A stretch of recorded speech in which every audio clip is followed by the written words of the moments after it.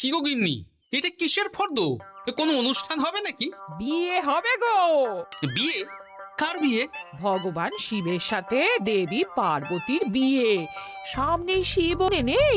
হ্যাঁ, তা মনে আছে, কিন্তু এই ফর্দটা কি জন্য গিন্নি? আমি শিবরাত্রির দিন বিকেলে বাবার মাথায় দুধ ঢালতে যাব, তাই তোমাকে আগে থেকে লিখে দিলাম কি কি লাগবে। সব আগে আগে নিয়ে আসবে। হ্যাঁ, দেখি কি লেখা আছে। দুধ 1 সের, গঙ্গা জল, নারকেল, ঘি, মধু, দই, সন্দেশ, রসগোল্লা, আকন্দ ফুলের মালা, ধূপ, মোমবাতি, 108টা বেলপাতা, ধূত্র ফুল, নীলকণ্ঠ ফুল, লাল পাড় সাদা পাটের শাড়ি। ওরে বাবা, এত কিছু! হুম, এখন ওরে বাবারে মারে কিছু চলবে না, চলবে না। আর আগে থেকে লিখে দিয়েছি, আমি কোনো বায়না শুনবো না। হ্যাঁ, যদি না নিয়ে আসো তাহলে কিন্তু চলে যাব। হ্যাঁ, বলি, শিবরাত্রির দিন তো মেয়েরা বাবার মাথায় দুধ জল ঢালে বাবার মতন স্বামীর কামনায়। তা আমি তোমার স্বামী তো উপস্থিত, তাই এত কিছু। তোমার মঙ্গল কামনায় গো।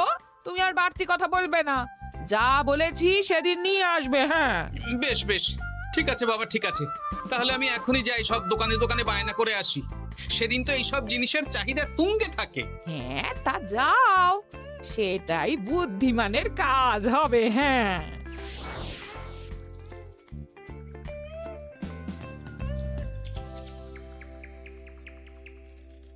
আরে এই তো পুটির বাবা, সকালে রাজসভায় গিয়েছিলে কিন্তু তেমন কোনো কথা হলো না। হ্যাঁ গোপাল দাদা, এখন কি যে করি। ঠিক আছে ঠিক আছে, আমি দেখছি কি ব্যবস্থা করা যায়, বুঝলে। ঠিক আছে গোপাল দাদা, একটু দেখো, বুঝতেই তো পারছো অভাবের সংসার। হ্যাঁ হ্যাঁ, কোনো চিন্তা করো না।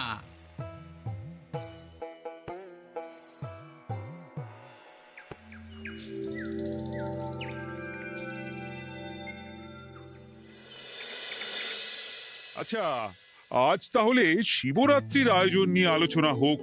মহারাজ, এসব নিয়ে আপনি চিন্তা করবেন কেন? আরে আমার মতন একজন মন্ত্রী থাকতে আপনার মাথা ঘামানোর কোনো দরকারই নেই। না না মহারাজ, একদম মন্ত্রী মশাইকে দায়িত্ব দেবেন না। উনি প্রত্যেকবার দায়িত্ব নিয়ে সব তালগোল করে দেন, আর সব শেষে বলেন আমার ভুল হয়ে গেছে, আমাকে ছেড়ে দিন। এই গোপাল গোপাল, একদম বাজে কথা বলবে না। আমি এখন ভালো হয়ে গেছি। ভালো না কালো? মহারাজ মহারাজ, আপনি আমাকে দায়িত্ব দিন, আমি সব সামলে দেব। সব কাজ সবাই মিলে করলেই তো ভালো। পুজো পাঠের দায়িত্ব আমার, বাকি আমি জানি না। সে ঠিক আছে, কিন্তু পুজোর জোগাড় অনেক দায়িত্ব, সব হিসেব করে কেনাকাটা করতে হয়। সবচেয়ে বড় ব্যাপার, তার জন্য সৎ হতে হয়। আমি কি অসৎ নাকি? আমি সব দায়িত্ব নেব। না, আমি নেব। আমি নেব। আমি। আহ, চুপ চুপ, একদম চুপ। গোপাল দায়িত্ব নেবে না মন্ত্রী, সেটা তো বিচার করতে হবে। কিভাবে বিচার করবেন মহারাজ? হ্যাঁ, একটা বুদ্ধির পরীক্ষা নেওয়া হবে। আমি এখন গোপালের চেয়ে অনেক বুদ্ধিমান হয়ে গেছি। তাহলে তো ভালো, তুমি গোপালের বুদ্ধির পরীক্ষা নাও। যদি গোপাল জিতে যায় তাহলে গোপালই দায়িত্ব পাবে, নইলে তুমি। ঠিক আছে, আমি এক্ষুনি প্রশ্ন করছি। হ্যাঁ হ্যাঁ, করুন করুন। হ্যাঁ, এমন কি জিনিস যা তুমি যতই খাও পেট ভরবে না? বাবা, মন্ত্রী কি প্রশ্ন করলে! গোপাল, বলো বলো বলো। এবার জমবে মজা। বেশ, তাহলে বলি। হ্যাঁ, বলো বলো। উত্তর হলো বাতাস। যতই খাও পেট ভরে না। গোপালের কি বুদ্ধি! ও মন্ত্রী মশাই, এই গোপাল তো প্রথম দানেই বাজিমাত করে দিল। হ্যাঁ, প্রথমটা তো সহজ ছিল। ঠিক আছে, এতই যদি বুদ্ধিমান হও তাহলে আরেকটা পরীক্ষা দাও। হ্যাঁ মন্ত্রী, বলো। এবার আপনারা একটু অপেক্ষা করুন, আমি আসছি।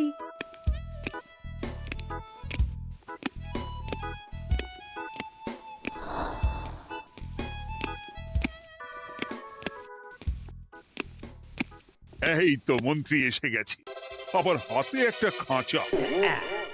এই নাও গোপাল, এই খাঁচায় একটি অদৃশ্য মুরগি আছে। তুমি যদি বুদ্ধিমান হও তবে এর মাংস রান্না করে আজ নৈশভোজে মহারাজকে খাওয়াতে হবে।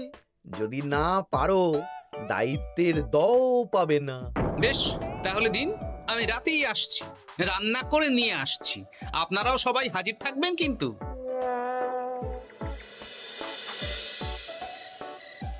এই সেরেছে, গোপাল যে এখনো এলো না। গোপাল নির্ঘাত ফেসেছে। এই তো চলে এসেছি। এ কি গোপাল, তুমি তো খালি হাতে। মাংসের ঝোল রেঁধেও এনেছি। কই গোপাল, অদৃশ্য মুরগির ঝোল কোথায়? হ্যাঁ, কোথায় গোপাল? আহ, মহারাজ, অমন সুস্বাদু মুরগি আমি আগে কখনো খাইনি। আমি সেটা রান্না করে রাজপ্রাসাদের প্রধান ফটকের বাইরে রেখে এসেছি। মস্করা হচ্ছে? চলুন তো গিয়ে দেখি। হ্যাঁ, চলো তো।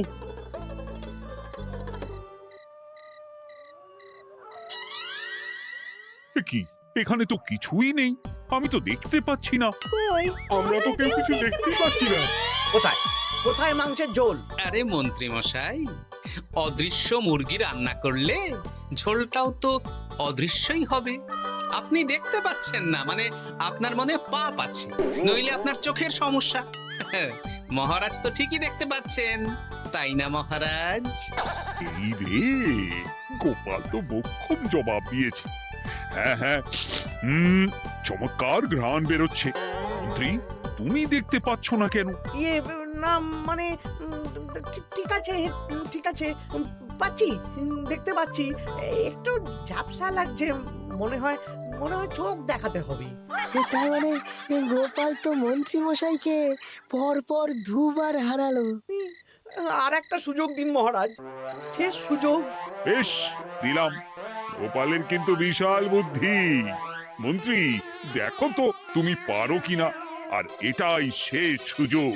মহারাজ, গোপাল যদি এতই বুদ্ধিমান হয়, তবে ও কি বলতে পারবে কাল ভোরে আমার মনে প্রথম কোন চিন্তাটা আসবে?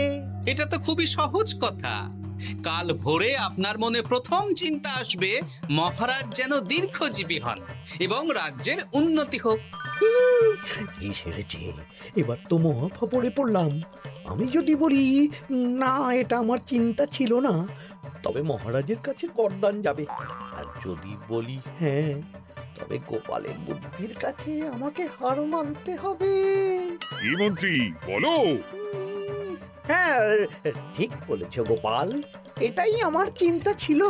সাবাস গোপাল, সাবাস, কি তীক্ষ্ণ বুদ্ধি।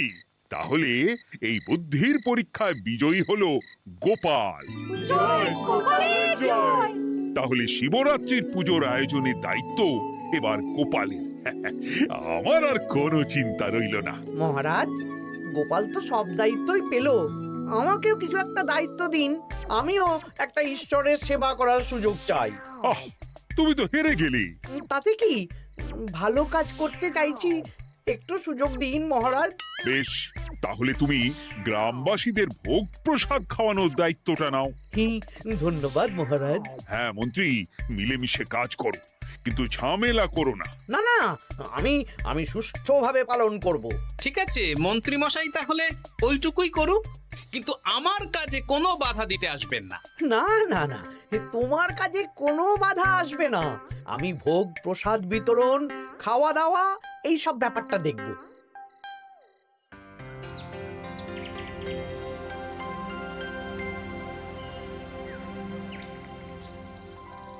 বলুন মন্ত্রী মশাই, সকাল সকাল ডেকে পাঠালেন।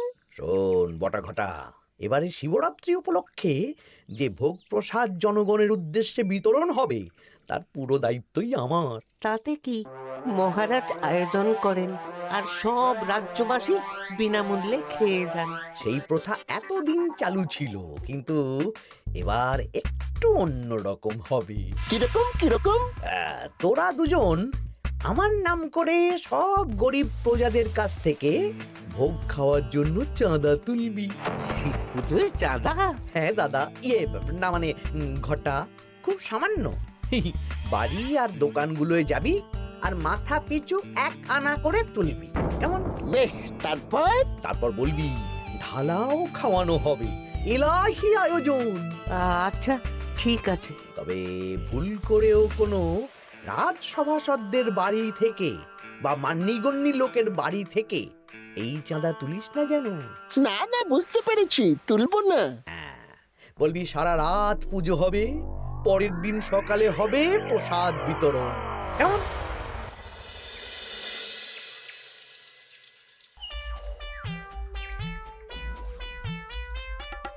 বলা, এবারে শিবরাত্রি উপলক্ষে যে পূজা হবে তার ভোগ প্রসাদ খাবে তো? হ্যাঁ হ্যাঁ, নিশ্চয়ই নিশ্চয়ই। এবারে সব দায়িত্ব মন্ত্রী মশাইয়ের, এলাহি আয়োজন। তা তোমাদের বাড়িতে কতজন সদস্য? আমি আর আমার গিন্নি দুজন। তাহলে দুয়ানা দাও, এক আনা করে দুজন। হ্যাঁ, আবার অর্থ দিতে হচ্ছে। হ্যাঁ, এলাহি আয়োজন, তাই এই সামান্য অনুদান। আচ্ছা বেশ, এই নাও দুয়ানা। চিন্তা করো না ভোলা, এমন খাওয়ানো হবে না।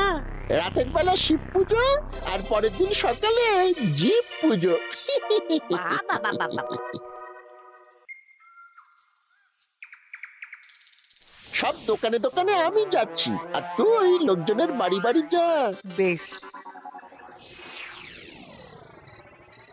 রে, কত হলো? অনেক হয়েছে মন্ত্রী মশাই, এই দেখুন। বাবা বাবা বাবা, এক আনা করে নিয়েই তো থলে ভরে গেছে। হ্যাঁ, এবার হবে মাছের তেলে মাছ ভাজা। মহারাজও ভোগের আয়োজনের জন্য আজকে মোহর দিয়ে দিয়েছেন। তার মানে তো আপনার মুনাফাই মুনাফা, লাভই লাভ। আমাদেরকেও কিছু দিন। দেব দেব, এখনো কাজ বাকি আছে।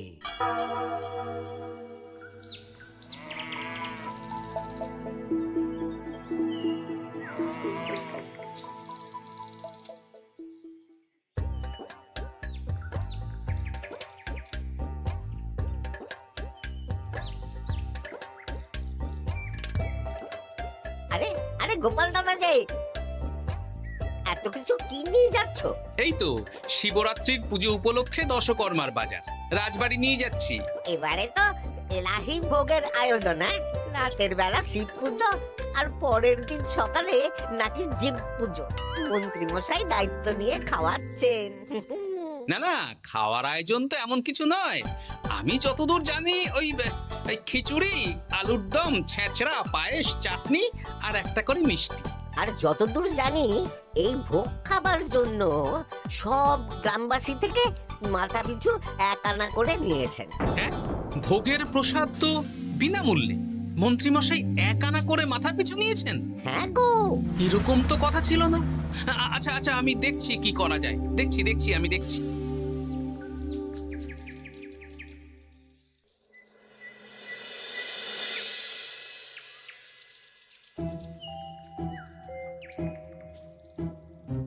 ভায়া, বলছি তোমার কাছে মন্ত্রীমশাই এসেছিলেন? হ্যাঁ, চালের বায়না করে গেলেন। তা কি চালের বায়না করলেন? খুবই সাধারণ চাল, আমার দোকানে সবচেয়ে কম দামি চাল বলতে পারো। সে চাল তো আমি পুজোর দিন পাঠিয়ে দেব বলেছি। আচ্ছা, কেনাকাটার রসিদপত্র? না না, সেসব হয়নি, শেষে দেব। শোনো, মহারাজের আদেশ, মন্ত্রীমশাই যে চাল বলেছেন তার থেকে 5 গুণ উৎকৃষ্ট মানের চাল দেওয়া চাই। যে চাল রাজা বাদশারাও খুব কম খান, সবচেয়ে দামি চাল। আচ্ছা, আর ডাল? ওটাও 1 নম্বর মানের সোনা মুখ দেবে। বেশ। মন্ত্রীমশাই যা যা বায়না দিয়েছেন পরিমাণ এক থাকবে, শুধু জিনিসপত্রের মান বাড়বে। ঠিক আছে? আচ্ছা ঠিক আছে। আর একথা মন্ত্রীমশাইকে জানানোর দরকার নেই, শুধু মোহরটা ওনার কাছ থেকে আদায় করে নিন। যেদিন খাওয়ানো হবে সেদিন বিকেলে যাবে, মানে শিবরাত্রির পরের দিন বিকেল। বেশ।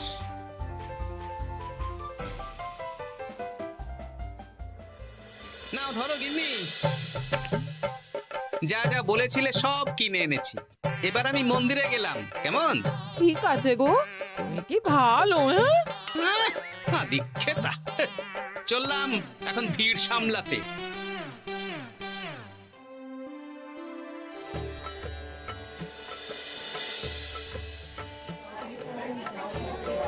একটু সারিবদ্ধভাবে দাঁড়ান, আপনারও সুযোগ আসবে। বাবা কাউকে ফিরিয়ে দেবে না। দেখো মন্ত্রী, দেখো গোপাল কি সুন্দর ভিড় সামলাচ্ছে। ওকে তো এই জন্যই দায়িত্ব দেওয়া। হ্যাঁ, তাই তো দেখছি। ওম নমঃ শিবায়। হে ভোলানাথ, দেবাদিদেব মহাদেব সকলের কল্যাণ করুন। জয় দেবাদিদেব মহাদেবের জয়। হে ভোলেনাথ মহেশ্বর, মঙ্গল করো বাবা। জয় বাবা ভোলাদেব মহেশ্বরের জয়। তা তোমার শরীর এখন কেমন? এই তো বেশ ভালো আছি। সবই তোমার জন্য। তুমি না সাহায্য করলে ওই ওষুধ আমার পেটেই পড়তো না। না না, আমি তো নিমিত্ত মাত্র, সবই মহাদেবের ইচ্ছে। জয় বাবা মহাদেবের জয়। চলি গো। কাল ভোগ খেতে তাড়াতাড়ি চলে এসো।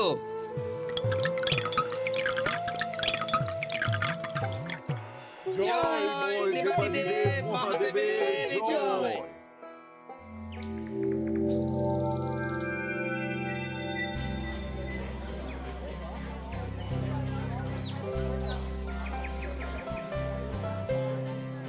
সত্যি মন্ত্রী মশাইয়ের ভোগের প্রসাদ পেয়ে মনটা ভরে গেল।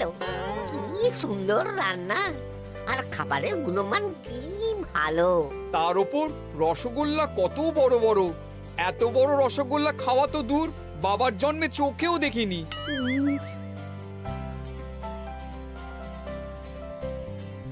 এই সেরেছে।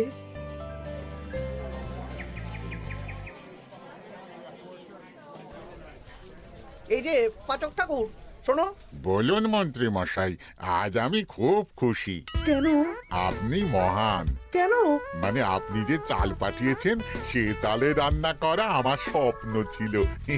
কি গন্ধ, কি গুণমান, রাজা বাদশাদের চাল বলে কথা।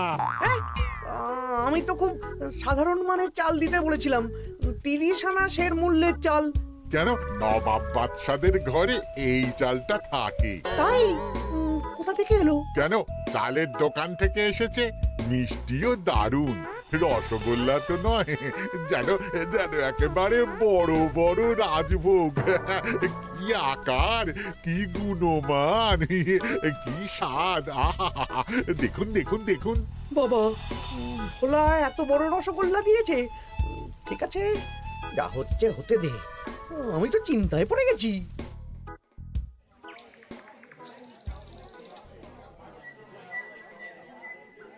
মন্ত্রী, তুমি কি করেছো? তোমার নামে তো সবাই সুখ্যাতি করছে। না না, এই আর কি। আমি যা অর্থ দিয়েছি এই আয়োজনের জন্য তো তার চেয়ে 5 গুণ বেশি মোহর লাগবে, কিন্তু তুমি কি করে করলে? মন্ত্রীমশাই সত্যিই ভালো হয়ে গেছেন। দেখো গোপাল, দেখো মন্ত্রী সত্যি বদলে গেছেন। সবই তো জনগণের সেবার জন্য। কে জানে বাবা, কি গড়বড় হয়ে গেল।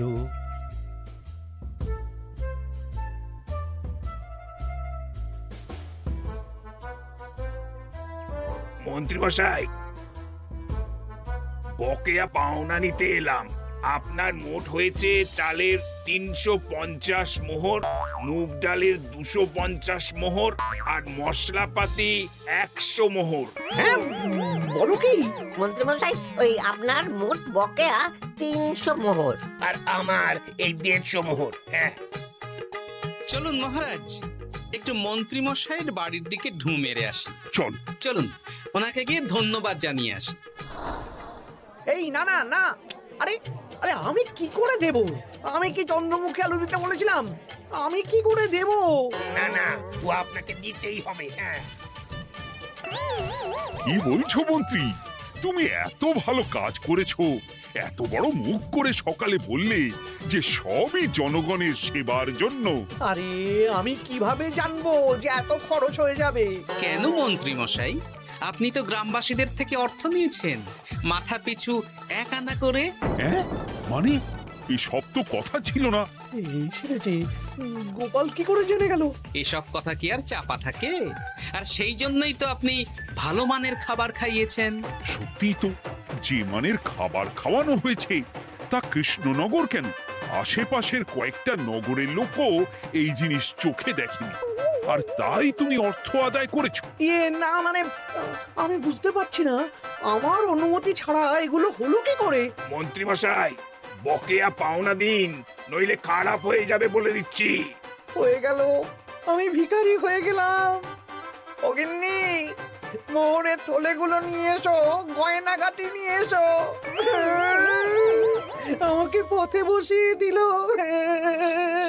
কে কে আমার এত বড় সর্বনাশ করলো?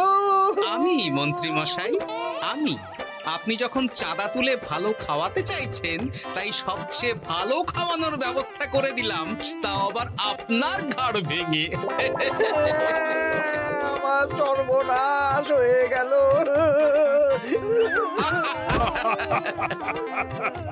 জয় মহাদেবের জয়।